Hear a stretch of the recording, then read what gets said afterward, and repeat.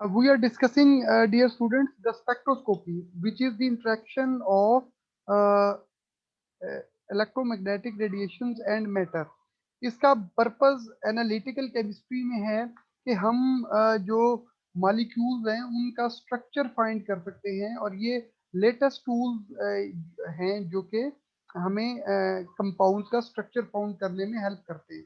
तो हमने इससे पहले ये देखा है कि डिफरेंट इलेक्ट्रोमैग्नेटिक रेडिएशंस का मैटर पे डिफरेंट इम्पैक्ट होता है। जैसे कि हमने यूवी विजिबल में देखा कि इलेक्ट्रॉनिक ट्रांजिशन होती है जब 800 नैनोमीटर से 200 नैनोमीटर की जो वेवलेंथ्स हैं वो जब एब्जॉर्ब होती हैं किसी भी मॉलिक्यूल में, तो वो एक्साइटेशन कॉज करती है from HOMO to LUMO orbital. So उससे होता क्या है कि जी जो एब्जॉर्प्शन है वो हमें कुछ इंफॉर्मेशन देती है about the structure of molecule. यानी कि यूवी में हम देख सकते हैं कि जी क्या कंजुगेशन प्रेजेंट है या नहीं प्रेजेंट। ठीक है। फिर इसी तरीके से जो दूसरी इलेक्ट्रोमैग्नेटिक रेडिएशंस हैं, वो इलेक्ट्रोमैग्नेटिक रेडिएशंस मैटर के साथ जब एक्ट करती हैं, रिएक्ट करती हैं, इंटरेक्ट करती हैं, तो फिर उसमें और भी चेंजेस आती हैं। ठीक है। सो डिफरेंट स्पेक्ट्रोस्कोपीज से ये इसीलिए डिफरेंट है क्योंकि जो इलेक्ट्रोमैग्नेटिक रेडिएशन है ये डिफरेंट किस्म की उनमें चेंजेस कॉज करते हैं। ठीक है। तो अब हम जो और एक कंप्लीट पिक्चर जो होती है किसी भी मॉलिक्यूल की, वो जब हम कम्बिनेशन ऑफ डिफरेंट स्पेक्ट्रोस्कोपीज के रिजल्ट को देखते हैं तो फिर हम उस कंपाउंड का स्ट्रक्चर जो है वो प्रिडिक्ट करने के काबिल होते हैं। तो जो नेक्स्ट हमने स्पेक्ट्रोस्कोपी पढ़नी है, दैट इज इंफ्रारेड स्पेक्ट्रोस्कोपी।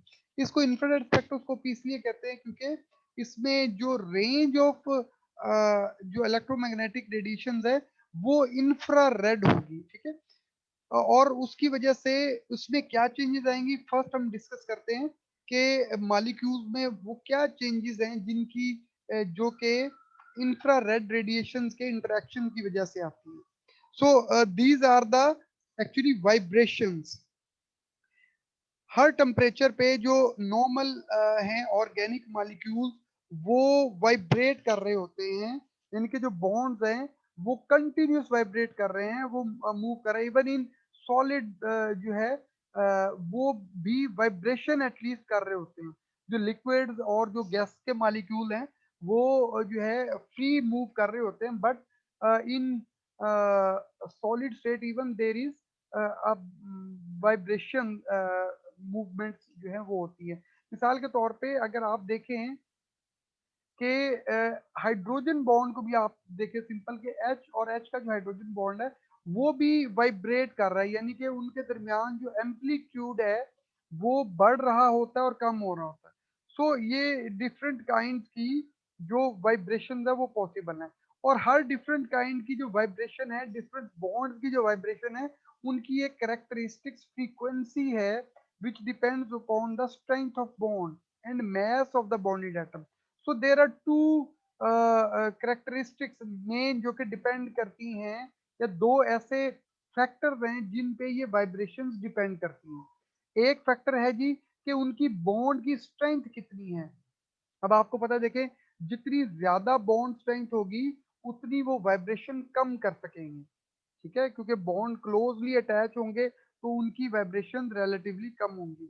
और इसी तरीके से अगर उनका मैस बहुत ज्यादा है, यानी कि जो उस बॉन्ड में जो एटम अटैच हैं, जो दो एटम एक बॉन्ड से अटैच है, अगर उनका मैस बहुत ज्यादा है तो फिर वो रिलेटिवली ज्यादा वाइब्रेट करेंगे। ठीक है। तो इनमें से एक डायरेक्टली प्रोपोर्शनल है जो कि स्ट्रेंथ ऑफ बॉन्ड है, और एक इनवर्सली प्रोपोर्शनल है जो कि मैस है of the attached atom to the particular bond. So वो जो पर्टिकुलर बॉन्ड है वो वाइब्रेट कर रहा है at every time with some frequency, and the frequency of most molecular vibration corresponds to the frequency of the electromagnetic radiation falling in the infrared region of the electromagnetic spectrum. Of the greatest practical use in the organic chemistry is the limited portion between 2.5 and 16 micrometer, यानी कि 4000 to 625 centimetre inverse. आप यहाँ पे देख रहे हैं कि infrared spectroscopy में हम जो इलेक्ट्रोमैग्नेटिक रेडिएशन की जो करेक्टरिस्टिक्स जिससे हम उस इलेक्ट्रोमैग्नेटिक रेडिएशन को डिफाइन करते हैं वो उसका वेव नंबर है। हमने जो अल्ट्रावायलेट स्पेक्ट्रोस्कोपी है उसमें हमने उनका नैनोमीटर यानी कि वेवलेंथ को लिया था, जबकि हम यहाँ पे उनका जो है वेव नंबर ले रहे हैं जो कि 4000 टू 625 सेंटीमीटर के दरमियान में होगा। मिसाल के तौर या इसका जरा अगर मैं क्लैरिफाई करूं वो ये कि अगर हमारे पास इस वेव नंबर की वेवलेंथ है और वो वेवलेंथ जो है वो जो है इंटरेक्ट करती हैं विद दी मैटर, तो क्या होगा, वो उनकी वाइब्रेशन चेंज कर देगा। जैसे कि हमने यूवी में देखा कि अगर हम वो स्पेसिफिक नैनोमीटर यानी कि 800 टू 200 नैनोमीटर की रेडिएशन को फॉल करवाते हैं तो वो उसमें एक्साइटेशन कॉज करती हैं, जबकि अगर हम 625 to 4000 centimetre inverse means wave number की जो वेव्स हैं अगर हम उनको इंटरेक्ट करवाएं विद मैटर तो ये उनके जो बॉन्ड्स हैं उन बॉन्ड्स की वाइब्रेशन को चेंज करेंगे। ठीक है, and 600 to 625 to 4000 centimeter inverse is the infrared region of the electromagnetic radiations. So the region from point A to 2.5 micrometer is called near infrared and 16 to 10 to power 3 micrometer is called the far infrared region। यानी कि हमने इन दोनों को थोड़ा सा differentiate किया है near IR और फार इंफ्रारेड रीजन की बेस पे।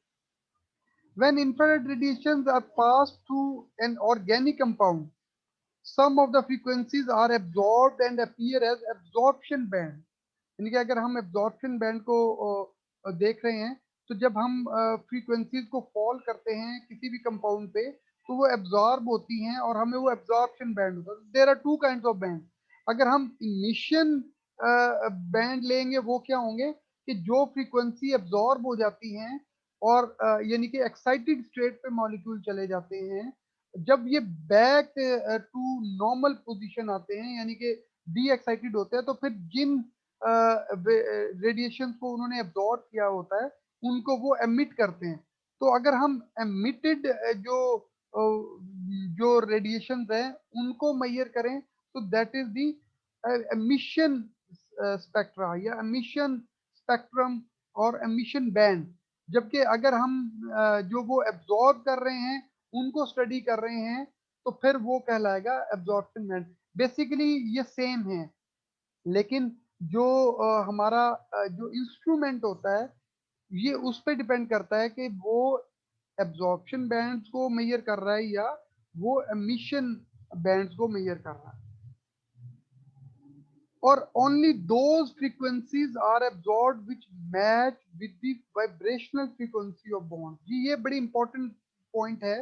बेसिकली ये एब्जॉर्प्शन होती कैसे है, यानी कि एक बॉन्ड वाइब्रेट कर रहा है उसकी स्पेसिफिक वाइब्रेशन है, स्पेसिफिक फ्रीक्वेंसी के साथ वाइब्रेट कर रहा है। ठीक है, अगर जो इनकमिंग जो वेव है या इलेक्ट्रोमैग्नेटिक रेडिएशन है अगर उसकी फ्रीक्वेंसी एग्जैक्टली मैच करेगी उसकी वाइब्रेशनल फ्रीक्वेंसी से फिर वो एब्जॉर्ब होगी। यानी कि अगर मैं कहूँ कि जी 4000 सेंटीमीटर इनवर्स वाली जो वेव है वो एब्जॉर्ब हुई है तो इट मींस के जो फ्रीक्वेंसी थी उस पर्टिकुलर बॉन्ड की वो 4000 सेंटीमीटर इनवर्स थी। यानी कि जिस फ्रीक्वेंसी से जो कंपाउंड का जो बॉन्ड है कोई भी एक बॉन्ड वो वाइब्रेट कर रहा है जिस फ्रीक्वेंसी से वो उसी फ्रीक्वेंसी की इलेक्ट्रोमैग्नेटिक रेडिएशन को एब्जॉर्ब करेगा। ठीक है, सो इसीलिए हम इसको वाइब्रेशनल स्पेक्ट्रोस्कोपी भी कहते हैं। IR spectroscopy is also called as vibration क्योंकि इसमें हम जो इंफॉर्मेशन लेते हैं वो किस बेस पे है, हम स्टडी करते हैं वाइब्रेशन ऑफ दी बॉन्ड्स। और वाइब्रेशन ऑफ बॉन्ड जो है वो जब एग्जैक्टली मैच करती है frequency of that vibration of bond and the frequency of incoming electromagnetic radiation, तो फिर वो एब्जॉर्ब होती है और हम उसी को इन्वेस्टिगेट करते हैं फिर काइंड ऑफ बॉन्ड्स के लिए। यानी कि देखिए हमने यूवी विजिबल में जस्ट देखा कि हमें इंफॉर्मेशन मिलती है रिगार्डिंग दी कॉन्जुगेशन, या उसमें डबल बॉन्ड मौजूद है या नहीं, या उसमें एटलीस्ट वो जो नॉन बॉन्डिंग इलेक्ट्रॉन्स प्रेजेंट हैं या नहीं प्रेजेंट, ये हमें इंफॉर्मेशन मिलती है। जबकि आई आर स्पेक्ट्रोस्कोपी से हमें जो इंफॉर्मेशन मिलेगी वो बॉन्ड्स के मुतल्लिक मिलेगी। अब देखिए हर बॉन्ड की फ्रीक्वेंसी अलग है, जैसे क्योंकि ये डिपेंड कर रही होती है स्ट्रेंथ ऑफ बॉन्ड पे।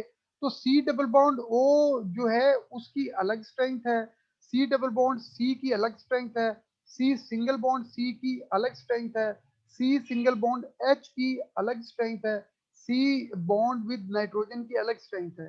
तो चूंकि इन सब की अलग स्ट्रेंथ है, इनकी अलग फ्रीक्वेंसी है, तो ये अलग फ्रीक्वेंसी को ही एब्जॉर्ब करेंगे। इट मीन्स के ये I R spectroscopy very important, कि हम इसमें जो एब्जॉर्ब फ्रीक्वेंसी है अगर हमारे पास कंप्लीट पिक्चर हो तो हम ये बता सकते हैं कि पर्टिकुलर कंपाउंड में, अंडर इन्वेस्टिगेटेड कंपाउंड में कौन कौन से बॉन्ड प्रेजेंट है।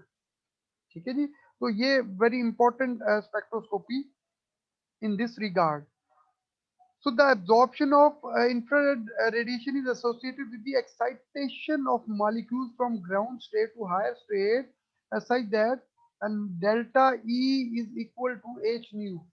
ठीक है, डेफिनेटली हमने कहा हुआ है पहले ही कि जी जो एक्साइटेड स्टेट और जो ग्राउंड स्टेट के दरमियान जो एनर्जी है that is H new delta E, यानी कि difference of energy in excited state और ग्राउंड स्टेट। सो और इसी बुनियाद पे ही जो एग्जैक्ट वाइब्रेशन होगी, ये जो डेल्टा ई होगी और इनकमिंग जो इलेक्ट्रोमैग्नेटिक रेडिएशन है डेल्टा ई उससे मैच करेगी तो फिर वो एब्जॉर्ब हो जाएगी। So it is the amplitude of the vibration that increases. यानी कि होता क्या है कि जब ये डेल्टा ई एब्जॉर्ब होती है तो वो जो वाइब्रेशन ऑफ बॉन्ड है वो इंक्रीज हो जाती है, उसका एम्पलीट्यूड इंक्रीज हो जाता है। एम्पलीट्यूड क्या है? The average distance between the centre of two atoms. यानी कि अगर हम सी एच बॉन्ड देख रहे हैं तो कार्बन और हाइड्रोजन के दो न्यूक्लियाई के दरमियान जो डिस्टेंस है दैट इज कॉल्ड एम्पलीट्यूड। और नॉर्मली वो एम्पलीट्यूड कम या ज्यादा हो रहा होता है वाइब्रेशन से, लेकिन जैसे ही उसकी फ्रीक्वेंसी के मुताबिक जो इलेक्ट्रोमैग्नेटिक रेडिएशन आएगी तो ये एम्पलीट्यूड बढ़ जाएगा। ठीक है, एम्पलीट्यूड बढ़ने से वो जो है पर्टिकुलर वाइब्रेशन जो है, पर्टिकुलर इलेक्ट्रोमैग्नेटिक रेडिएशन जो है वो एब्जॉर्ब हो जाएगी। So it is the amplitude of vibration that increases. For example, the average distance between the nuclei increases as a result of the absorption of the infrared radiations. The frequency of vibration does not alter and the absorbed energy is eventually released as heat। यानी कि जब excited state से वो वापस आएगा ground state में तो वही energy as a heat release हो जाएगी and the molecule revert from the excited state to the original ground state. अच्छा, फिर हम इस एनर्जी को इसमें से कैसे इंफॉर्मेशन हासिल करते हैं? वी प्लॉट एब्जॉर्बेंस, यानी कि कितनी जो है वो एब्जॉर्ब हुई है, वो पर्टिकुलर जो फ्रीक्वेंसी की हमने इंफ्रारेड रेडिएशन इसमें डाली उसकी एब्जॉर्बेंस क्या थी और पर्टिकुलर ट्रांसमिटेंस क्या थी, यानी कि कितनी एब्जॉर्ब हुई और कितनी ट्रांसमिट हुई as ordinate against frequency of wavelength. यानी कि एक साइड पे हम वेवलेंथ ले लेते हैं और दूसरी साइड पे हम या एब्जॉर्बेंस ले रहे होते हैं या ट्रांसमिटेंस ले रहे होते हैं।